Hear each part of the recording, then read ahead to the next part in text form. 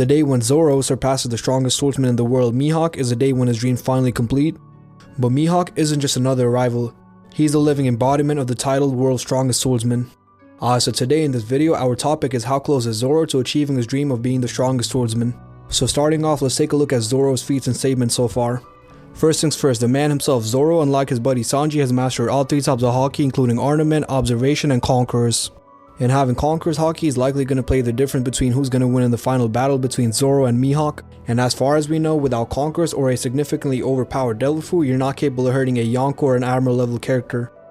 Now moving on to Zoro's biggest feat so far, Zoro was able to scar Kaido, aka the king of the beasts.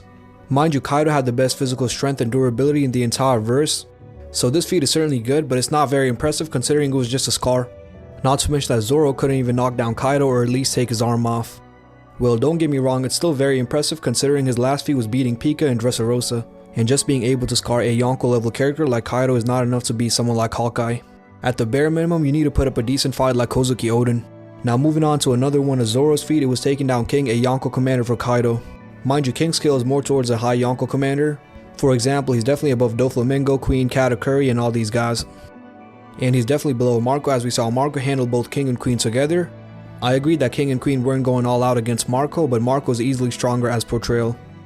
And when Zoro got mastery over Conqueror's haki, there was nothing King could do. So anyways, that puts Zoro around Marco in terms of scaling. Maybe a little stronger as he has Conquerors and better mindset, but Marco definitely has better regeneration and better speed feats against Kizaru. And then moving on to the Egghead arc, Zoro finally goes on to note of Kaku and then fight Rob Lucci, the leader of CP9. I'll agree that it took Zoro a long time to beat Rob Lucci, but Zoro was a lot stronger. As for how strong is Lucci, I really doubt he's over Marco or a stronger Yonko commander like King. Mind you, Rob Lucci got no diff by Luffy, and it kinda shows the difference in power between Yonkos and like Zoro level characters. And Zoro's last major feat was stopping an attack from Nejuro. It is very impressive considering Nejuro is a Gorosei. He might be a Gorosei, but he does have a sword, and guess who's the strongest swordsman? Anyways, judging by his feats so far, I'm gonna put him over Law, Marco, and Kid. Don't get me wrong, but Zoro is definitely capable of defeating them, but at the very least, it's gonna be a close fight against each of them. So moving on to Mihawk, Mihawk is widely considered to be the strongest swordsman in the entire verse.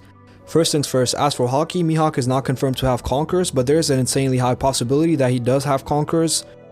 The reason for it is that you need an insanely strong will to have conquerors haki, and being the strongest swordsman requires a far greater will than anybody else.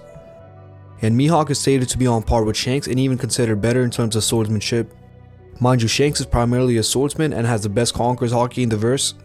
And chances are Mihawk cannot beat a Yonko level character without a devil fruit or conquerors haki. Anyways, moving on, we have a feat from Shanks using Kamusari to one-shot Kid. Mind you, Kid at the baseline is portrayed to be around Zoro. I certainly agree that Zoro is definitely stronger than Kid, but there's a zero possibility that he can one-shot Kid like Shanks. Mind you, whatever Shanks does with a sword, Mihawk can do it twice as better. Regardless, Hawkeye still has far better observation and ornament haki, and his bounty was over 3.5 billion berries. Mind you, Mihawk's bounty was frozen for a very long time, and it could have been a lot higher, and despite being frozen, it's almost on par with the Yonko level characters like Shanks. And moving on to the next thing, Hawkeye also has a supreme grade sword called the Yoru, which might be the strongest. Also, Mihawk was not scared of fighting Whitebeard, and even Shanks was not scared of fighting Whitebeard. Obviously, I'm talking about old Whitebeard, and this indicates that both Mihawk and Shanks are relative, if not stronger than an old Whitebeard. And scaling Mihawk and Shanks will be very similar, and we also had Shanks intercepting Kaido and telling him to back off from Marineford. Mind you, Kaido is very stubborn by personality and is not someone who back off from a formidable opponent.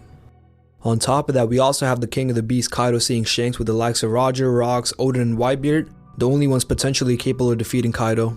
It's also been stated that Kaido's been defeated over 7 times, so it's not very surprising. Mind you, Shanks came to Marineford a couple chapters later without a single scratch. And Mihawk being relative to Shanks also proves that he can take down Kaido by himself. So yeah, there is a very big difference in power between Zoro and Mihawk. And Hawkeye also transcends almost everybody who wields a sword primarily. Some of them are Fujitora, Nejuro, and Shanks. And as for how close is Zoro to beating Mihawk, it's not looking very good considering we're already in Elbaf. Well, but here's the thing. Zoro has already passed Law, Ace, Jinbei, Sanji, or King and Queen, which is a step forward. And in the Elbaf arc by plot, there's a very high possibility that Zoro will get a power up. Well, but if he doesn't get a power up, he's getting low to mid diff by Fujitora, Big Mom, Luffy, and all these guys.